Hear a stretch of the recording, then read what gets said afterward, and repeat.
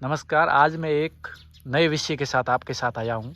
आज से लगभग 10 साल 12 साल पहले हमारे घरों का जो एक अनिवार्य हिस्सा हुआ करता था, वो आज धीरे धीरे हमारे घरों से गायब होता जा रहा है। ग्रामीण क्षेत्रों के घरों की एक पहली पहचान ये ऐसा झोंपा हुआ करता था और हर घर में ऐसे ज़्यादातर झोंपे ही हुआ करते थे, लेकिन आज की तारीख में लगभग हर घर से ये झोंपे गायब होते जा रहे हैं।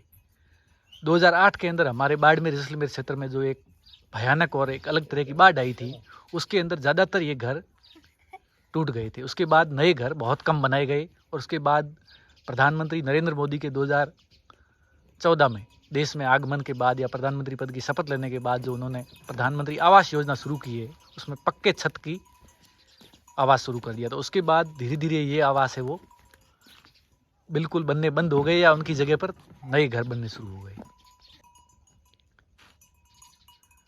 तो इसकी खासियत ये है कि इसकी जो दीवार है वो मिट्टी की ईंटों की दीवार है और गोबर से लेपी गई है और इसके अंदर जो आंगन होता है वो भी गोबर का होता है, इसके आगे का आंगन भी गोबर का होता है। तो आपको ऐसा जैसे किसी एक गांव में यदि 2000 घर है तो आपको आज की डेट में 50 घर भी ऐसे नहीं मिलेंगे जिसमें ऐसा आपको झोंपा मिलेगा।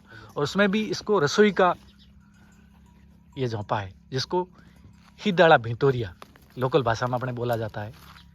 तो इसकी एक खासियत ये है कि गर्मी के दिनों में ये बहुत ठंडा होता है और सर्दियों के दिनों में गर्म होता है। तो ये कैसे बनाया जाता है, इसकी क्या खासियत है, ऊपर भी देख लो आप, पूरा घास फूस का है जिसमें बाजरे के जो डोके होते हैं, जो घास फूस अन्य होता है जिसमें खींपड़े विपड़े कई यूज़ होते हैं। और इसके अंदर जो ऊपर का सिस्टम होता है वो भी लकड़ी से बनाया गया है। आप पूरा देख सकते हो, इसमें कुछ भी आधुनिक सामग्री का प्रयोग नहीं किया गया है।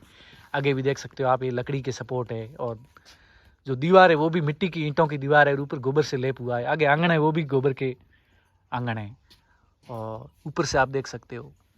तो आपको आज की डेट में गाँवों के घरों में ऐसे झोंपे या ऐसे रसोई घर, इसको ये रसोई घर है पूरी तरीके से और ये हमारा खुद का घर है, मेरे ताऊ जी का घर है। तो हमारे भी खुद मेरे दादाजी के जितने भी बेटे 5 बेटे हैं उनमें सबसे बड़े मेरे ताऊ जी है, उनका घर है ये।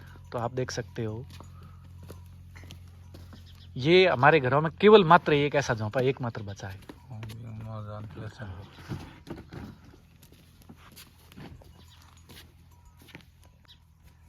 पहले के समय में ये घर बहुत सामान्य हुआ करते थे, हर घर की यही कहानी थी। लेकिन आज की डेट में बहुत कम लोग ऐसे घर बनाते हैं और नए तो बिल्कुल नहीं बन रहे। कोई पुराना कोई एक आध बचा हुआ है, क्योंकि 2008 वाली बाढ़ के अंदर ज़्यादातर ऐसे घर थे वो गिर गए थे।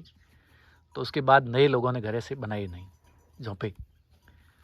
तो इनको बनाने की प्रक्रिया टफ होती है। लोग आज की डेट में क्यों बनाते हैं, या प्रधानमंत्री आवास योजना के तहत पक्के घर बनने शुरू हो गए, या इसकी मेहनत बहुत ज़्यादा होती है, लोग ऐसे झोंपे नए क्यों नहीं बनाते हैं तो भी उसमें क्या होता है, जो दीवार होती है वो सीमेंट की होती है, ईंटों की होती है या पत्थर की होती है और ऊपर ये कच्चा सिस्टम लगा देते ताकि ठंडा रहे। लेकिन बिल्कुल पूरी तरीके से जो पुराने ज़माने का है, जिसमें आंगन भी मिट्टी का हो, आगे का सिस्टम ये भी लकड़ी का हो और दीवारें भी मिट्टी की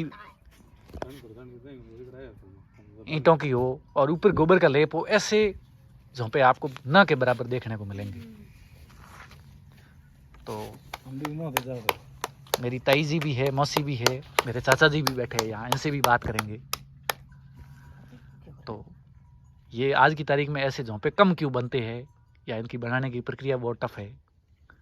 तो जो हमारे बाड़मेर के हैं, जो पुराने लोग हैं, उनको तो सब पता है इसकी प्रक्रिया। लेकिन जो आजकल की नई पीढ़ी है, जो बाड़मेर के बाहर के लोग हैं, उनके लिए थोड़ा सा नई चीज़ हो सकती है। तो मुझे मन में आया थोड़ा इनके बारे में बात करनी चाहिए और इनके बारे में बताना चाहिए, क्योंकि ये स्वास्थ्य की दृष्टि से देखा जाए या जलवायु की दृष्टि से देखा जाए तो ये बहुत ही शानदार हुआ करता था। लेकिन ये पुराने ज़माने की बातें हैं। अब इनके कितने भी हम फायदे बता दें, लेकिन ये हमारी धरोहर इतिहास ही बनने जा रहा है। तो इसके बारे में बात करेंगे थोड़ी।